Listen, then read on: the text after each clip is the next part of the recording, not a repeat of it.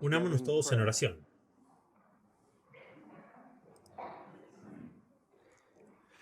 Padre, sabemos que el mismo aire que respiramos está lleno de mensajes y música que los hombres emiten a través de ondas de radio. Pero también nos damos cuenta de que a nuestro alrededor están sucediendo cosas sobrenaturales que podemos ser igualmente inconscientes hasta que tu Espíritu Santo nos sintonice.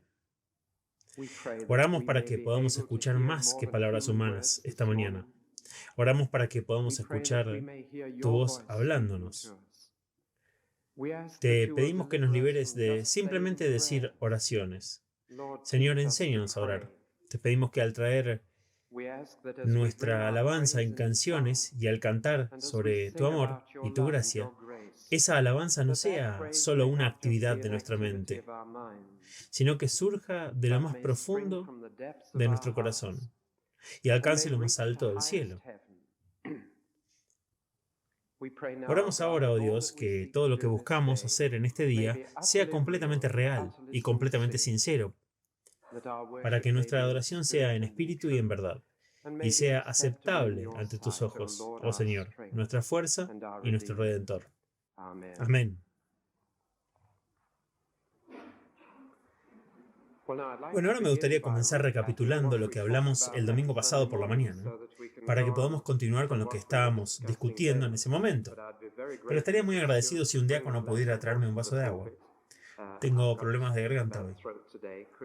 ¿Podría traerme uno? Gracias. El domingo pasado, por la mañana, estábamos hablando de Juan, capítulo 14 al capítulo 16. Y estábamos discutiendo lo que nuestro Señor dijo la noche antes de morir. Y descubrimos entonces que una de las cosas principales de las que habló fue del Espíritu Santo. E hizo esto porque los iba a dejar e iba a enviar a otro. Las dos palabras otro consolador las miramos mucho y traté de mostrarles que la palabra consolador es una palabra muy fuerte y poderosa. No significa alguien que te tranquilice y alguien que no te haga sentir mal, sino agradable. Y como de hecho ninguna iglesia desde entonces ha buscado hacer eso por la forma de sus bancos o por la textura de ellos. No venimos aquí para que nos sintamos cómodos o para que te tranquilicen. La palabra confort o consolador significa literalmente ser una fortaleza, ser hecho terriblemente fuerte, ser enviado a la batalla, invencible. Poder enfrentar al enemigo sin miedo y poder enfrentar cualquier cosa que la vida pueda traer y ser más que vencedores.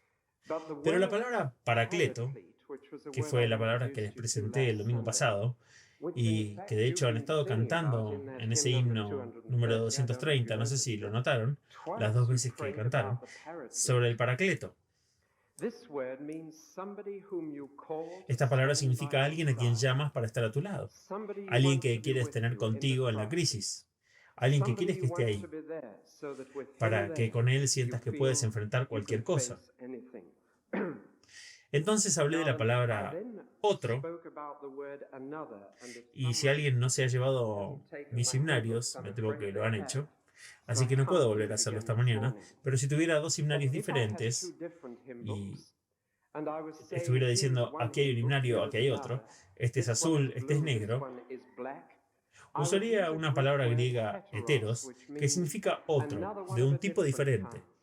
Pero si por otro lado puedo usar otro azul, que no es del mismo tamaño pero se ve igual,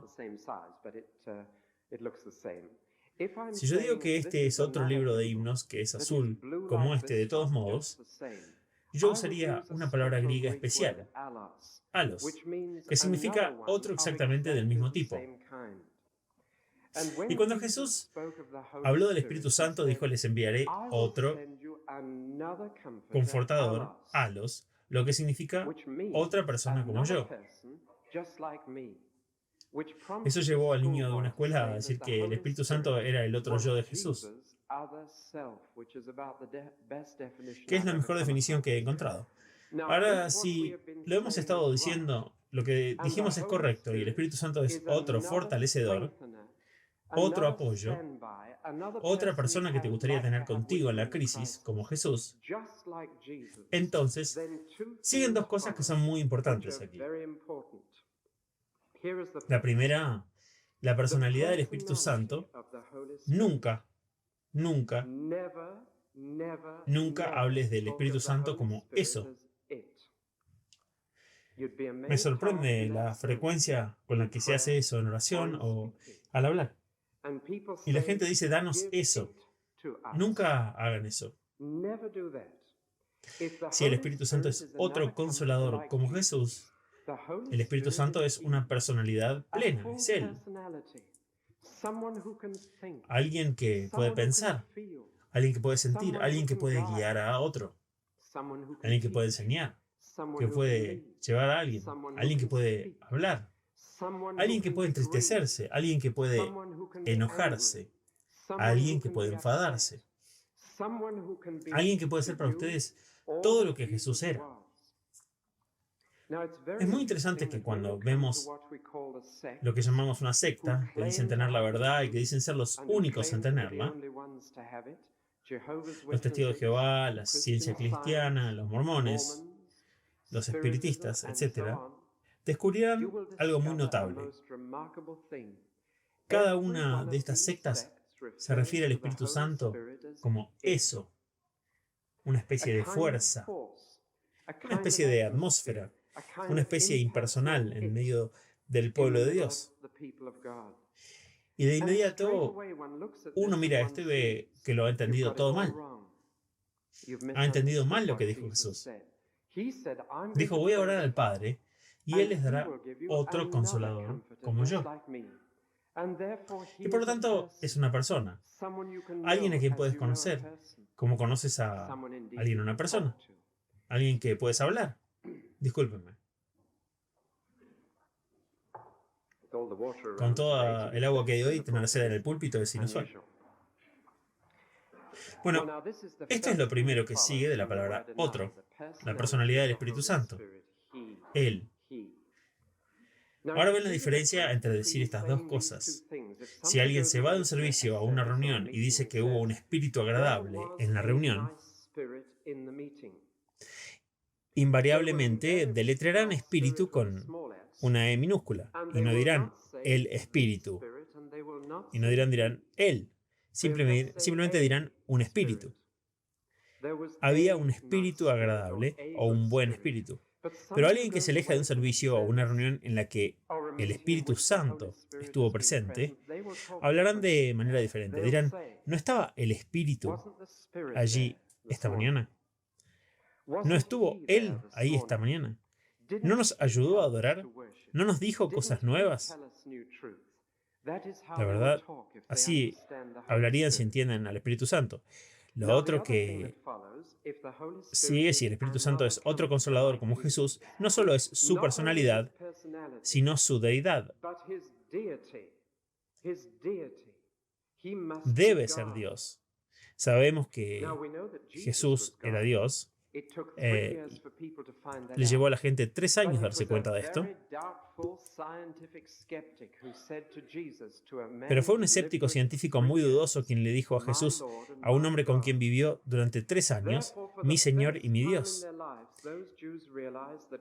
Por lo tanto, por primera vez en sus vidas, estos judíos se dieron cuenta de que Dios era más que uno, que debían ser 2, y llamaron a Jesús Dios, y adoraron a Jesús y le oraron a Jesús. Nunca debes orarle a un ser humano, nunca debes orar o adorar a un ser humano, pero adoraron a Jesús y le oraron.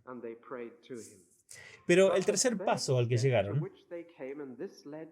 y esto lo llevó a la doctrina cristiana de la Trinidad, es este. El Espíritu Santo, si es otro consolador, al igual que Jesús, debe ser divino, debe ser Dios. Y por lo tanto puedes adorarlo, y por lo tanto puedes orarle, y por lo tanto puedes alabarle. Y esto es, ya lo hemos hecho esta mañana. Si hayan dado cuenta o no, cantaron un himno al Espíritu Santo y él estaba escuchando. Lo alabaron, le oraron y le pidieron que hiciera algo por ustedes que estaría completamente mal si él no fuera Dios ni divino. Así que los cristianos se quedan encerrados con la creencia en 3 personas. el Padre, el Hijo y el Espíritu Santo, todos los cuales son personas, todos ellos son personalidades con corazón, mente y voluntad, todos ellos pueden ser afligidos y pueden enojarse, todos ellos te aman, todos tienen compasión de ti, y todos son Dios. Y por eso decimos Padre, Hijo y Espíritu Santo. Alabamos a los tres con toda libertad. Y si vas a la iglesia en Inglaterra, por ejemplo, con frecuencia dirás estas palabras: Gloria al Padre, al Hijo y al Espíritu Santo, como era en el principio del mundo y hasta el final.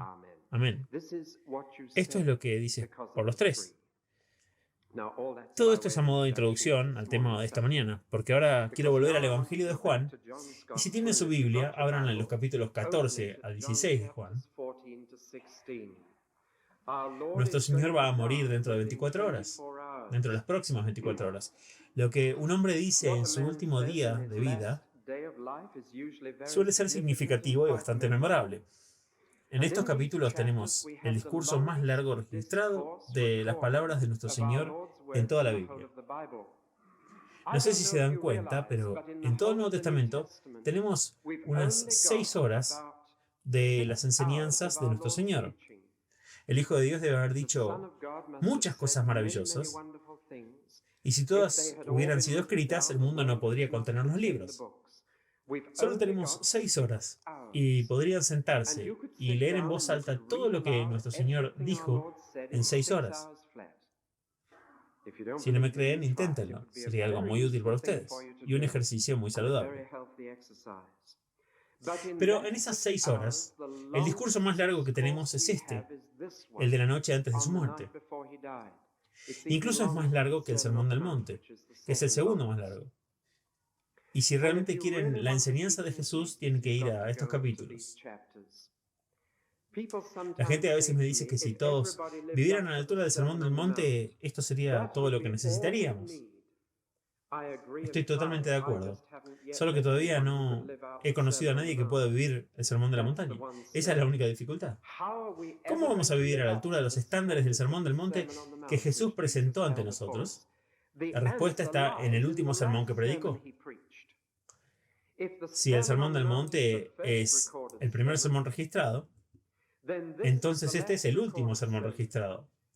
Y si lees las normas del Sermón del Monte y dices, ¿cómo puedo llegar a esto? La respuesta está en el último sermón del Espíritu Santo. El corazón del Sermón del Monte, muchas personas dicen que está en el mandamiento positivo. Hagan a los demás lo que quisieran que les hicieran, a ustedes. Eso está bien. Pero si me detuviera y les preguntara cuántos de ustedes han vivido así, incluso durante la última semana, sería muy difícil levantar la mano con confianza. ¿Cuántos de ustedes han brindado a sus vecinos tanta atención como les gustaría recibir? ¿Cuántos de ustedes han dado a estas personas solitarias al final del camino tanta amistad como desearían tener si estuvieran solos? ¿En cuántas otras personas hambrientas en el mundo han pensado con tanta frecuencia como desearías que pensarían en ellas si fueran ellos y ellos fueran tú? Ninguno de nosotros en esta iglesia podríamos decir, he hecho lo que el Sermón del Monte me dice que haga en su totalidad. ¿Cómo llegaremos allí? La respuesta es, necesitamos otro consolador, necesitamos otro apoyo, necesitamos que alguien más venga y nos ayude. Y esto es lo que nuestro Señor habló en la última noche de su vida. Padre, Hijo y Espíritu Santo son idénticos en carácter. Encontrarse con uno es encontrarse con todos. A veces, cuando conoces a un esposo y una esposa, sabes que han crecido mucho juntos, al comer sentados uno frente al otro durante años, mirándose a la cara durante años, y se parecen cada vez más porque su expresión facial es más importante que sus rasgos después de los 40 años, y tienden a captar la expresión de la persona a la que miran todo el tiempo. Es por eso que debemos mirar a Jesús todo el tiempo y comenzaremos a reflejarlo. Pero al encontrar algunas parejas, conocer a uno es conocer al otro. Y sientes que si le preguntaras a uno qué pensaría el otro, podría decírtelo. Y de hecho lo hacen con frecuencia. A veces descubrirás que si llamas a mi esposa, ella podrá decirte lo que podría pensar yo sobre algo sobre lo que estás preguntando. Y ella te dirá, bueno, yo creo que mi marido haría algo así y así. Probablemente tenga razón con su intuición femenina. No puedo hacerlo tan fácilmente al revés, pero con su intuición sí puede. Y con parejas que están muy juntas, conocer a uno es conocer al otro. Escuchar lo que uno piensa es saber lo que pensará el otro. Tener la reacción de uno es saber la reacción del otro. Es exactamente de la misma manera con Padre, Hijo y Espíritu Santo. Si llegas a conocer al Padre, llegarás a conocer también al Hijo y viceversa. Si conoces al Hijo, también conocerás al Padre. El que me ha visto al Padre. Lo mismo ocurre con el Espíritu Santo. Si conoces al Espíritu Santo, conoces mejor a Jesús y conocerás mejor a Dios, porque todos piensan igual, todos hablan igual, todos dicen las mismas cosas, todos tienen los mismos sentimientos hacia ti. Si uno está afligido por lo que has hecho, todos ellos se entristecerán. Si uno te dice que hagas algo, los otros dos estarán de acuerdo en que eso es lo correcto. Son uno. Y en Juan 17, una oración que Jesús hizo al final de este discurso, le ora a su Padre y él dice, Padre, yo estoy en ti y tú estás en mí. Solo digo las cosas que quieres que diga. Solo hago tu voluntad. Somos uno. Y es encantador cuando dos personas pueden ser tan cercanas como esto. Tan cercanas que yo no creo que ninguna relación en la Tierra pueda ser tan estrecha. Pero habiendo dicho todo esto, que Padre, Hijo y Espíritu están tan unidos, son tan idénticos en carácter, perspectiva y sentimientos, ¿puedo decir ahora que tienen diferentes trabajos que hacer? Y que cada uno de ellos siga adelante con su parte a su manera. El Padre tiene un trabajo que hacer y lo hace. El Hijo tiene otro trabajo que hacer y lo hace. El Espíritu tiene su trabajo que hacer y lo hace. Y este trabajo es diferente.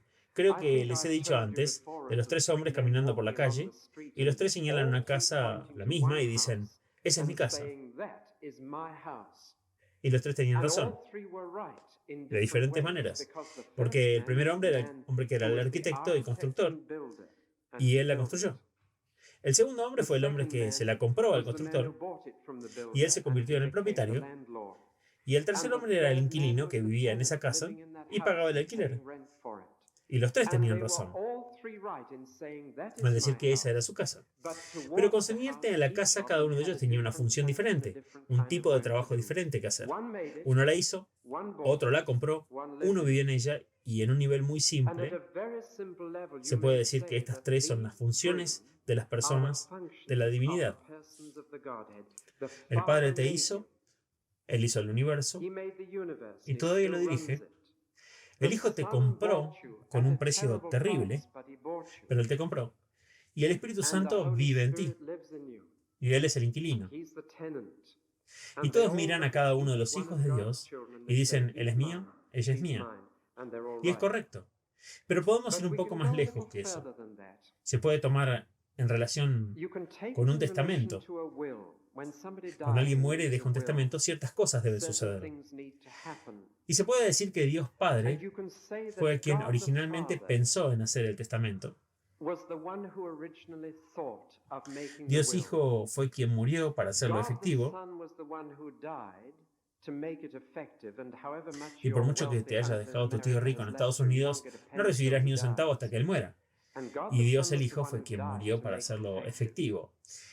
Y Dios, el Espíritu Santo, es el ejecutivo de la voluntad, cuyo trabajo es ver que obtengas lo que te queda. Jesús no tenía nada que dejar de propiedad. No tenía casa. Le iban a arrancar la ropa de la espalda. Así que ni siquiera podía dejar su mejor abrigo. Se lo iban a jugar los soldados y lo clavaron en la cruz. No tenía nada que dejar. Era un poco como John Wesley. John Wesley, el revivalista del siglo XVIII, recibió una carta de las autoridades fiscales sobre ganancias, incluso en aquellos días pasaba, y le dijeron que enumerara todos sus bienes. Usted tiene un ingreso muy grande de miles de libras al año, y queremos tener una lista de todo lo que tiene. Y él respondió, 7 cucharas de plata en Londres, y 5 cucharas de plata más en Bristol. Y tuvo problemas con las autoridades por ser capcioso. Pero eso es todo lo que tenía. Todos los miles de libras que había recibido los había regalado, los había dado a los orfanatos, les había dado a las bibliotecas, les había dado a las clínicas, les había regalado por el bien de sus semejantes. Y solo tenía una docena de cucharitas de plata. Nuestro Señor era aún más pobre que eso. Y el Señor dijo que no tenía nada que dejar excepto una cosa. Él dijo, mi paz les dejo. Esa es mi voluntad. Y escribió su último testamento voluntario esa noche y dijo, mi paz les dejo. No obtienes paz ahora, nada hasta que la persona que te lo dejó en el testamento muera. Y Jesús murió y ahora la paz se hizo posible. Pero fue el ejecutor, que llamamos el Espíritu Santo, quien vino a traer esa paz a los hombres y les dijo, ahora pueden tenerla. Y si no tienen la paz que sobrepasa el entendimiento, si no tienen la paz de Dios, entonces es porque no han estado en contacto con el Ejecutivo. Tienen derecho a tenerla. Dios lo quiere. Jesús murió para hacerlo efectivo y el Espíritu Santo es el ejecutor. Y por eso decimos que el fruto del Espíritu es paz. En Juan 14-16 Jesús divide la función, la obra del Espíritu, en 3 partes. Su obra en relación a Jesús, su obra en relación a los discípulos y su obra en relación al mundo. Estas son las 3 cosas principales de las que quiero hablar ahora. Lo que el Espíritu Santo hace por Jesús, lo que el Espíritu Santo hace por ustedes, los creyentes, los discípulos, y lo que el Espíritu Santo hace por el mundo exterior, que no piensa primero en él. Y luego miremos primero la obra en su relación con Jesús. Estuve hablando esta semana con un consultor de promoción y publicidad. ¡Qué arte! Esto se ha reducido a un análisis del mercado muy detallado de las personas con las que desea contactar. Y la mejor manera de tocar su generosidad se ha convertido en un arte y se ha convertido en una ciencia. Espero que no piensen que soy blasfemo si digo que el Espíritu Santo fue dado para ser el agente publicitario de Jesús, para llamar la atención de otras personas y venderlo a la gente. Ahora, eso es usar un lenguaje contundente. Déjenme ir a un lenguaje de las Escrituras y ver qué dice Jesús. Él dice aquí, cuando venga el Espíritu de la verdad, me glorificará. Tomará mis cosas y las hará reales para ustedes. Hará que la gente piense en mí. Me dará publicidad. Estoy bastante seguro de que todos en esta iglesia han escuchado el nombre Billy Graham. Pero voy a preguntarles, ¿quién escuchó el nombre de Jerry Bevan? ¿Podrían levantar la mano si han oído hablar de Jerry Bevan? No más de un par de docenas de ustedes. Uno está arriba. Esto es muy interesante. Nunca habrían oído hablar del nombre de Billy Graham en primera instancia, de no ser por Jerry Bevan. Jerry Bevan era el agente de publicidad de la organización Billy Graham antes de Haringey. Y vino a Inglaterra 12 meses antes a Haringey, y su trabajo era informar a la gente en Inglaterra que Billy vendría a una cruzada en Haringey para que cuando comenzara, todo el mundo al alcance lo supiera. Y creo que hizo un trabajo tan bueno que casi todo el mundo, en un radio de 20 millas de Haringey, sabía que Billy Graham vendría. Jerry Bevan es un cristiano encantador, es un hombre muy centrado en sí mismo, está completamente contento de llamar la atención sobre otra persona y para preparar el camino para otra persona y dar un paso atrás y dejar que el Señor use esa publicidad. De alguna manera, sugerir un paralelo sería blasfemo, hacerlo, y Billy sería el primero en decir, no establezcamos ese paralelo. Sin embargo, voy a usarlo como una ilustración del Espíritu Santo en relación con Jesús. Es la función del Espíritu Santo publicitar a Jesús, para glorificar a Jesús, para hacer que la gente hable de Jesús, para atraer la atención de la gente hacia Jesús. Y es el Espíritu Santo quien está detrás de cada publicidad de Jesús. No se puede publicitar a Jesús sin el Espíritu Santo. Se puede publicitar la iglesia, se puede publicitar un ministro, pero te resultará vergonzoso e imposible publicitar a Jesús sin el Espíritu Santo.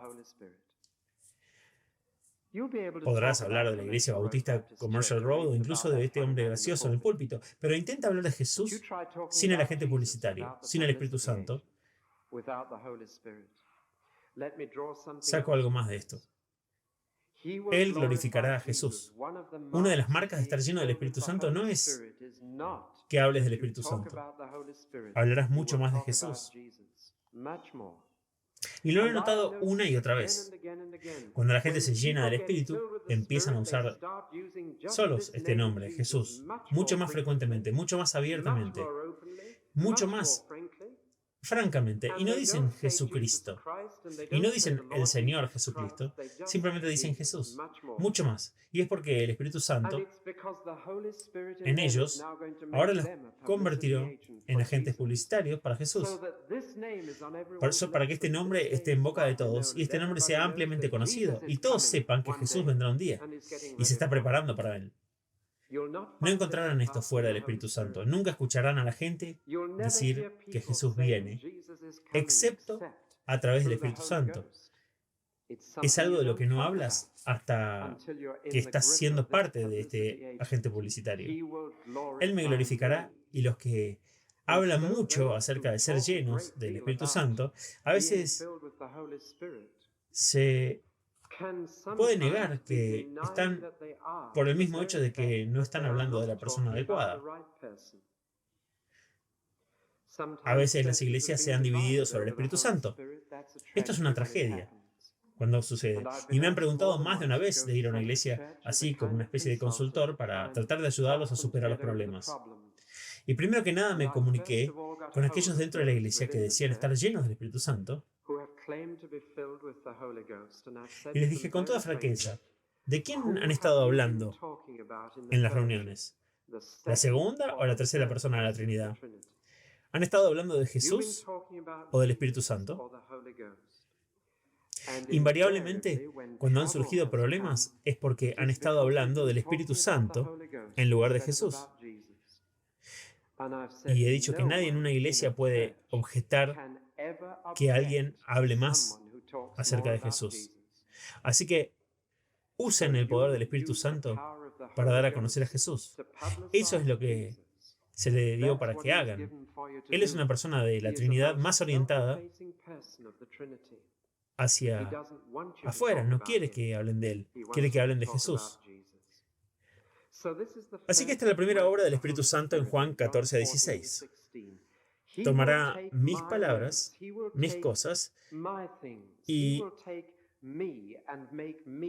me tomará a mí y me hará real para ustedes. No se glorificará a sí mismo, sino a mí. Llamará la atención sobre mí y me hará público. Y una de las marcas de la venida del Espíritu Santo a una iglesia es que hablan de Jesús, no de la iglesia, o del ministro, o del nuevo edificio, o cosas así. Estas cosas tienen su lugar y son parte de la discusión normal, y no debemos excluirlos, pero cualquiera puede hablar de un edificio. No es necesario estar lleno del Espíritu Santo para decir que vamos a construir un nuevo edificio en Millmead. Cualquiera podría hacerlo. Los constructores pueden hacerlo cuando están ocupados. Cualquiera puede hacerlo. Pero decir, nosotros estamos levantando ese nuevo edificio en Millmead porque amamos a Jesús, se necesita el Espíritu Santo para hablar así. Él me glorificará. Ahora, la segunda obra del Espíritu Santo en relación a los discípulos. Aquí noté algo muy llamativo. Que el Espíritu Santo está más preocupado por nuestras mentes que por nuestro corazón, por nuestros pensamientos que por nuestros sentimientos.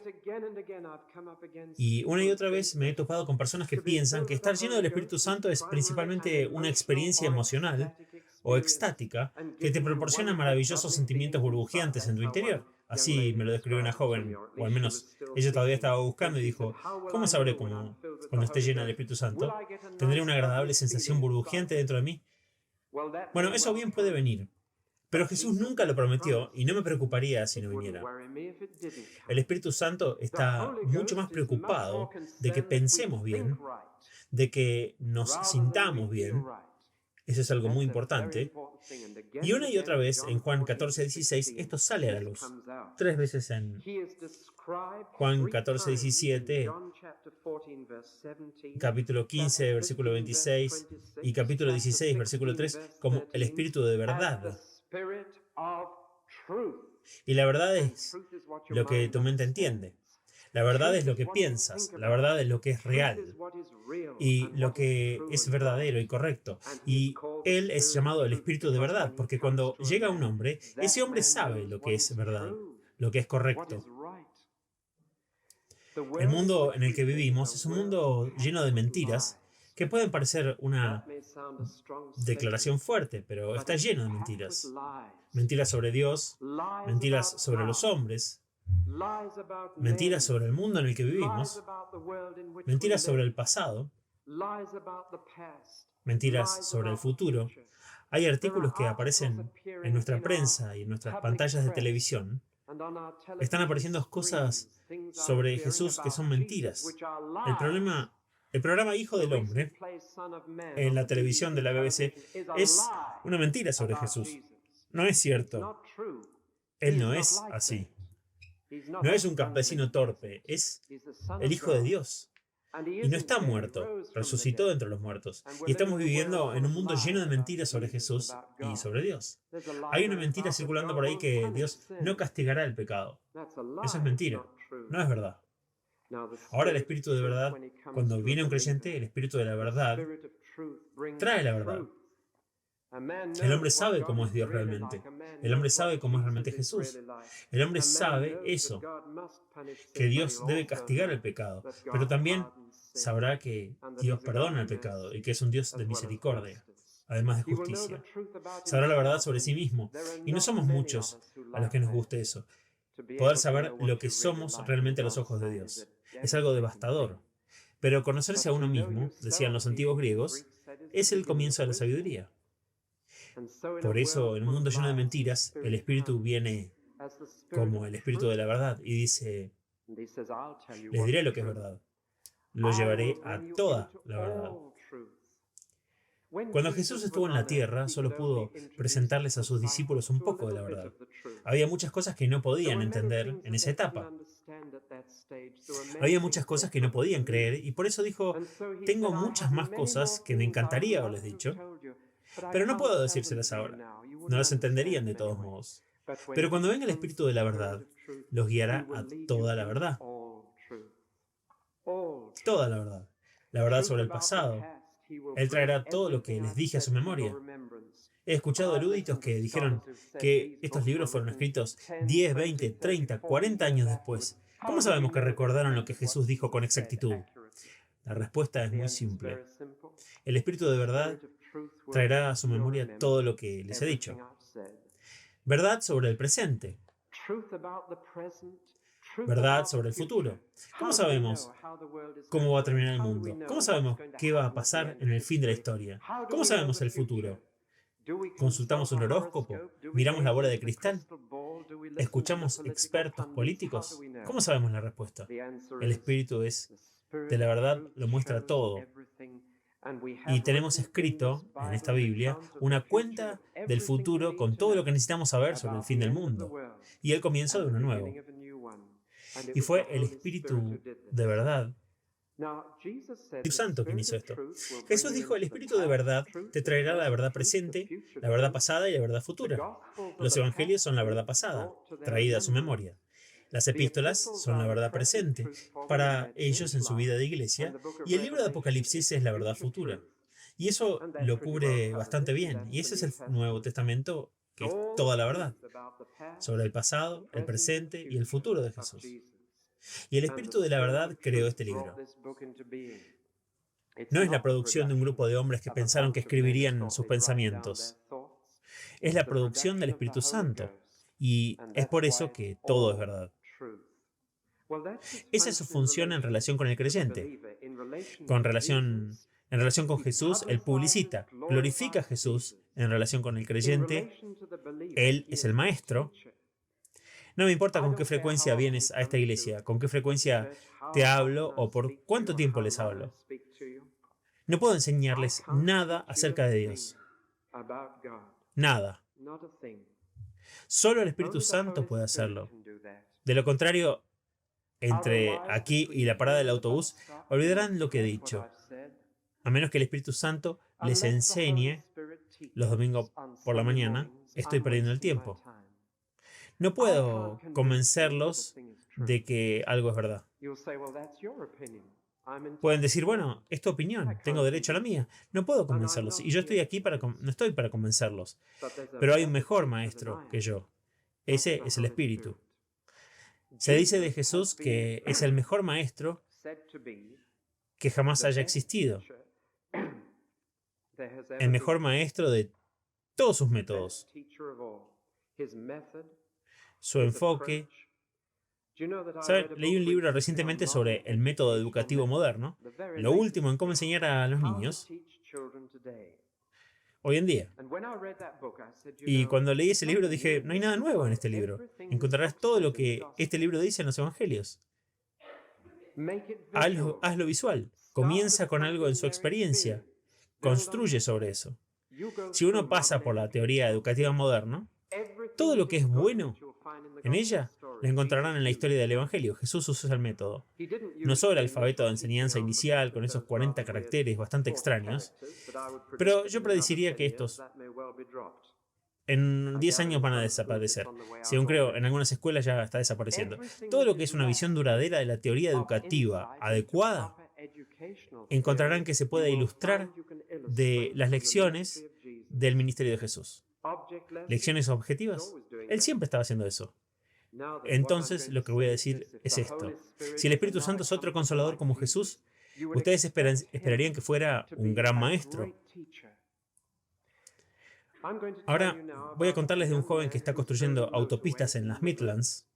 Él era piloto oficial en la Royal Air Force, en la Fuerza Aérea, cuando yo era capellán en Aden. Y recuerdo a Trevor sentado una noche en una silla conmigo, afuera del comedor de oficiales, en el calor abrasador del desierto. Estábamos hablando juntos y él me dijo francamente que no estaba interesado en la religión. Pero hablamos juntos y miramos las estrellas y de alguna manera, cuando estás solo y mirando hacia las estrellas y el desierto se extiende entre ti, hacia el infinito, es más fácil pensar en grande. Así que hablamos de Dios y le di un pequeño libro para que leyera sobre Dios. Y él vino de vuelta y me dijo que era interesante y finalmente comenzó a venir a la pequeña cabaña donde teníamos nuestra iglesia. Una noche Trevor conoció a Jesucristo y se convirtió profundamente. Pero después del servicio, cuando estaba hablando con él, me dijo, padre, tengo que irme mañana. Había sido destinado a uno de los puestos avanzados del desierto durante 6 meses, con 15 hombres. Así que el día después de que nació de nuevo del Espíritu, fue separado de tener contacto cristiano por 6 meses. Así que le hablé de inmediato sobre el otro consolador, que iría con él al desierto y que le enseñaría las cosas que él no podía al no venir a la iglesia a aprender, y se fue. 3 semanas después, recibí una carta suya que decía esto. Vino con él reposte aéreo de esa semana, y la carta decía, he llevado a mi compañero a Cristo. Así que ahora somos 2, reunidos y adorando en ese campamento. Así que pasó por 6 meses, no tuvo a nadie que le enseñara durante 6 meses. No tuvo a nadie que lo guiara a través de la Biblia, como hago yo los domingos por la mañana. Durante 6 meses no tenía nadie que lo ayudara, excepto al Espíritu Santo. Pero eso fue suficiente. El Espíritu Santo se encargó de él en esa situación. Por lo que ahora Trevor está construyendo autopistas y predicando en las Midlands y guiando a la gente a Jesucristo. El Espíritu Santo le enseñó. Si alguna vez encuentras cosas difíciles de entender, pídele al Espíritu Santo que te enseñe. Antes de leer ese libro, no intentes leerlo por tu cuenta. Di, Espíritu Santo, tú escribiste esto. Entonces lee y enséñame. ¿Por qué el mismo grupo de personas puede sentarse en el mismo edificio, escuchando al mismo predicador, y 2 personas sentadas una al lado de la otra pueden salir y uno puede decir, bueno, no recibí nada esta mañana y no entendí de qué estaba hablando, lo cual sucede con bastante frecuencia. Y alguien más sentado al lado de él puede salir y decir, realmente aprendí algo esta semana que nunca supe antes y seré capaz de vivir según eso. ¿Por qué es así? Les diré. Uno tiene el Espíritu Santo y el otro no lo tiene. Uno tiene un maestro en su corazón que es capaz de tomar la palabra que estoy leyendo y hablando y plantarla profundamente en la tierra del corazón, donde germina y durante la semana algo sucederá. Algo crecerá y resultará algo muy práctico. Hay una joven que puede estar aquí esta mañana y me ha dado permiso para decirlo. Pero ¿recuerdan hace unas semanas cuando mencioné que estaba perfectamente bien pedir un aumento salarial en el trabajo si los motivos son correctos? Y mencioné a una señora que me escuchó predicar una vez y nunca había tenido un aumento en 12 años. Pero su donación al Señor estaba siendo presionada por el aumento del costo de vida. Y por eso se fue a casa después de que yo le dijera de orar por un aumento, y lo hizo. Oró por un aumento y consiguió uno a la mañana siguiente, a las 11:30, por primera vez en 12 años, para darle más al Señor. Mencioné esto hace unos meses. Una persona en la congregación, que yo sepa puede haber más, una persona fue a casa y lo probó. Una persona dijo, lo tomaré al pie de la letra. Y aunque normalmente solo obtuvieron un aumento salarial, en enero obtuvieron uno en abril y pudieron donar algo al nuevo fondo de construcción. Ese es el comercial para esto. Pero, ¿por qué entre una gran multitud una persona toma una palabra de Dios y dice, voy a poner esto a prueba? Voy a intentarlo. Voy a vivir de esa manera. Y ellos salen y descubren que es verdad. La respuesta es el Espíritu Santo. Él les estaba enseñando, diciéndoles algo. Finalmente, el ministerio del Espíritu Santo al mundo, a la gente que está fuera de la iglesia. El Espíritu Santo, ¿qué puede hacer por ellos? Estas personas que no están en la iglesia esta mañana, están en la costa, se lo están pasando muy bien disfrutando del sol de Dios, aunque no lo llamarían así. Están teniendo felicidad con sus familias, están haciendo jardinería o tal vez están acostados en la cama todavía. ¿Qué puede hacer el Espíritu Santo por ellos? Bien, primero que nada dice Jesús en Juan 14, versículo 16, muy claramente, no pueden recibir el Espíritu Santo. No pueden tenerlo. No pueden ser habitados por Él.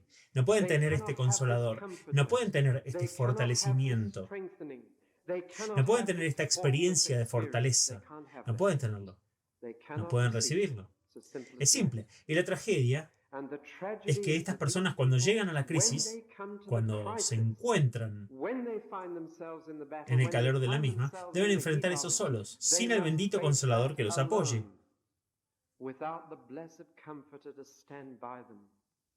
Eso despierta nuestra compasión y nuestra lástima.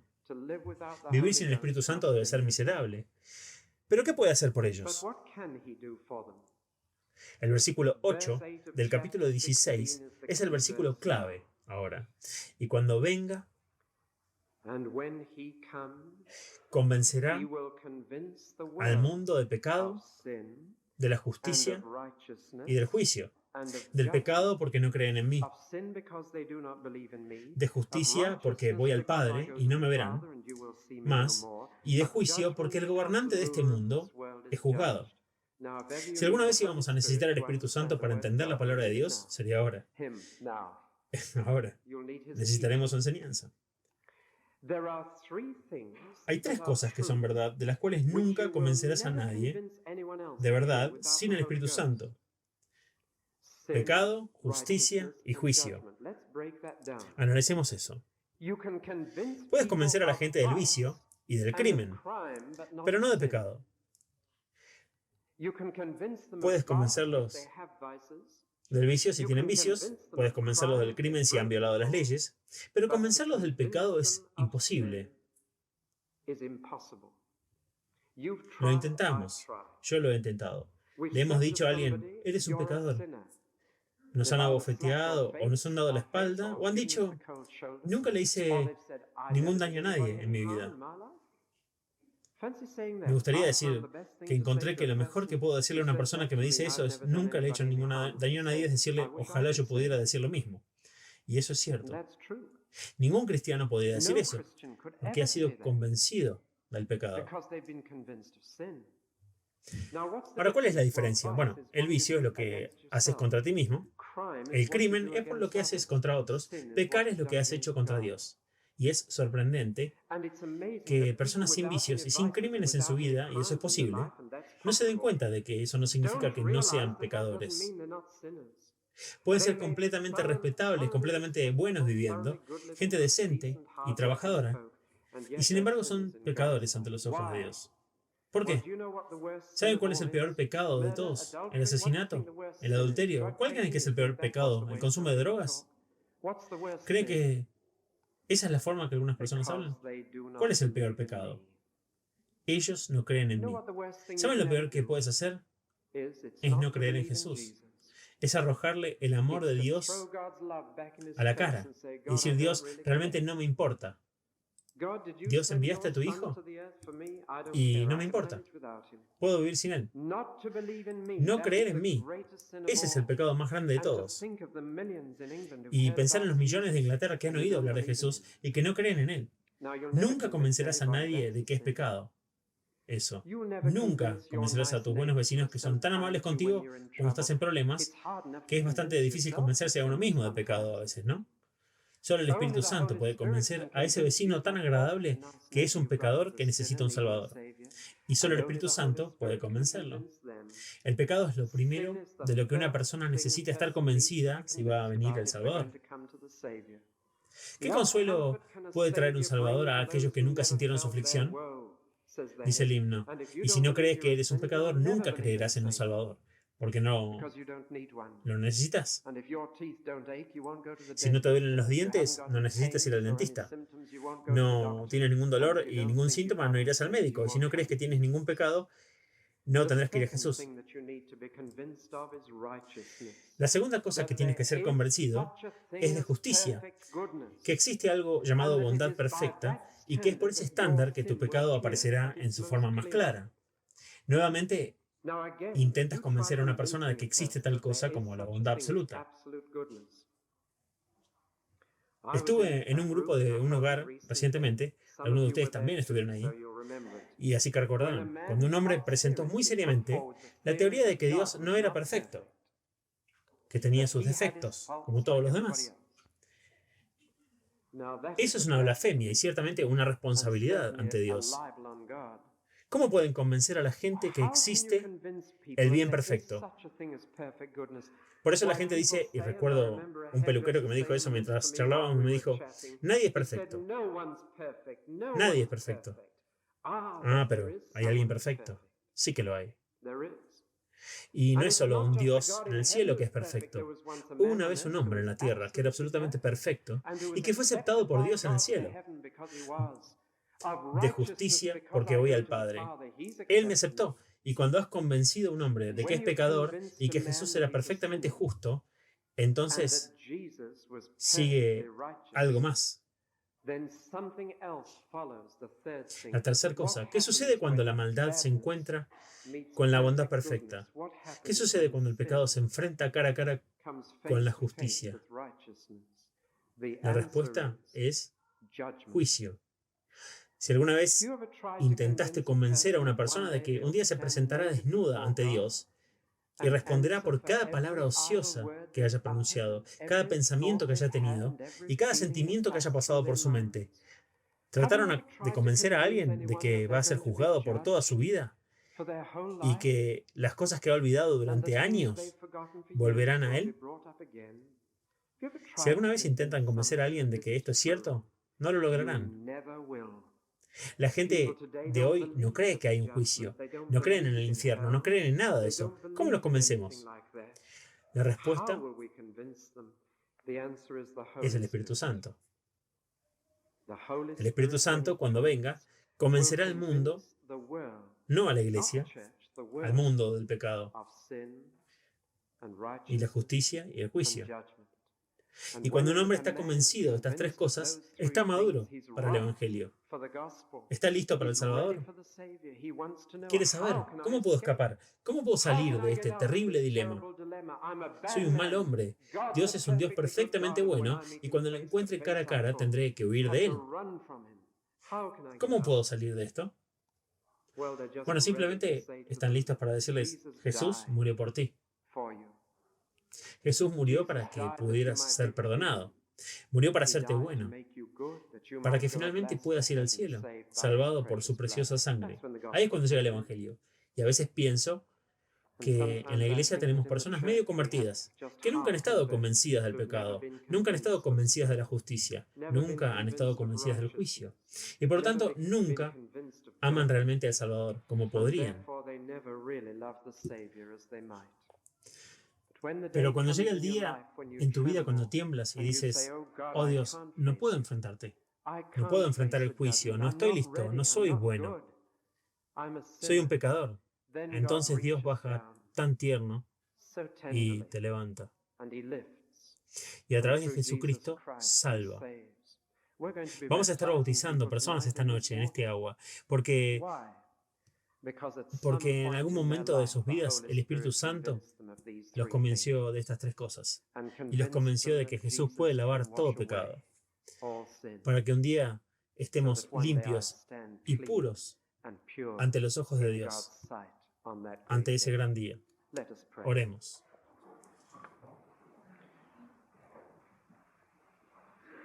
Oh Espíritu Santo, toma mis débiles palabras y conviértelas en la palabra de Dios. Plántalas en lo profundo de nuestros corazones.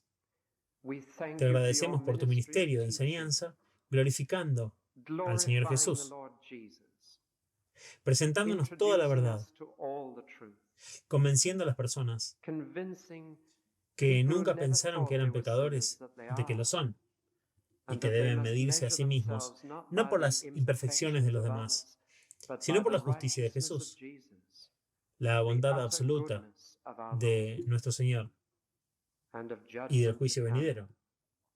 Oh Señor Espíritu Santo, llénanos, límpianos, renuévanos. Tómanos en nuestra debilidad y llénanos con tu poder. Tómanos en nuestra ignorancia y llénanos de verdad.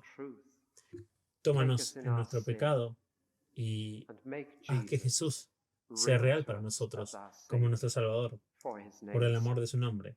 Amén.